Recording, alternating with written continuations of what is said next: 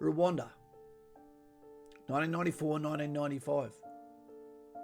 Kigali, Nidarama Church, Kigali, hospitals, desperation, anxiety, smells, tastes, atrocities, immaturity, and innocence lost.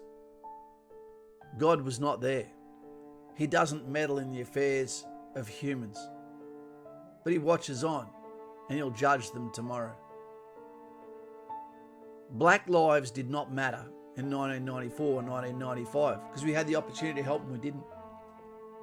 Unimere 1, Unimere 2, the most expensive soldiers in the world to rent other than Canadians, travelled to Rwanda, Central Africa, a population of 8 million whittled down to 7 million and about to go down further, while the Australians watched on. Our rules of engagement were bullshit. Our aftercare of Rwanda has been bullshit. Have a pension, keep your mouth shut. Sorry for what you went through. I wrote a diary, so my memories are permanent. Bookended by who I used to be and who I am now. I always think of the 4 names that stick with me because the places, anyone can remember that, you can visualise that, you can look that up. But I think of Bernadette, a beautiful little girl, completely innocent but crippled, who was in a hospital. I don't know what had happened to her. She didn't speak English. And she used to come down the machine gun pit and used to spend time with me. I used to give her candy. I used to give her mosquito repellent, the simple things. I used to show her the photo of the girl I was going home to marry in Australia, Vanessa Muller. I'm sorry it didn't work out. I come home a different guy. She was beautiful. She was such a memory. I named my daughter, who was born today, 10 years ago, after her, Amalia Mary Bernadette. Bernadette, I love you. And I hope that you are happy. I hope that you have children. And I hope that you have love at the table. And then there's Julius. Julius, a beautiful little boy from Uganda whose family had been murdered. And he'd fled to Rwanda, pot kettle, to get away. He was mercilessly bullied by the boys of Rwanda. I tried to get him out of there. I bought him a franchise, a $50. Well, I gave him the money, but I never saw him again. And in my mind, I hope that he fled to somewhere safe to get away from his abusive uncle. A lovely little boy. If you're out there now, Julius, I still think about you every day. And now it gets grim. Amalia, a little girl whose name I had to give to a face that I can't remember, that is now hazy. And all I want to do is remember it.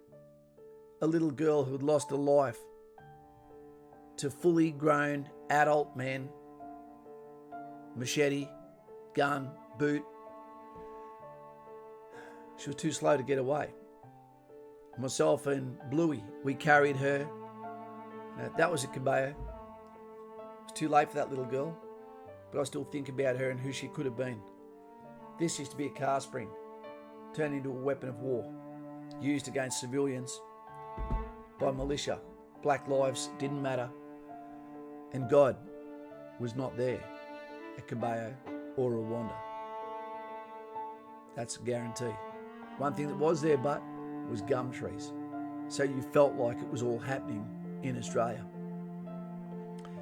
That leaves us with Grace, one of my saddest memories. And she was a little girl about 3 years old that was hugging onto her father. And as our column left Kigali for the second day of just my section within the platoon, with the rear protection, I remember all the bodies, all the digging, all the blood, all the rain. And this little girl was in the Badlands. There was no help coming. Or it could have, but our rules of engagement said no. Grace's father was dying in the mud. She had nowhere to go. We had eye contact, we shared a moment that has now lasted forever. As we drove away and I locked gaze with her, I knew there was no happy ending. and I dare say Grace is gone. Kigali, Rwanda, it doesn't have happy memories for me. I've written poems about it. I've shared stories with it.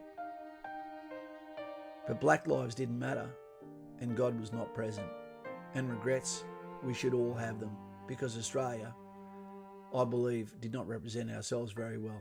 United Nations, it is your fault. You could have done better, but you didn't. Love and respect to the people of Rwanda.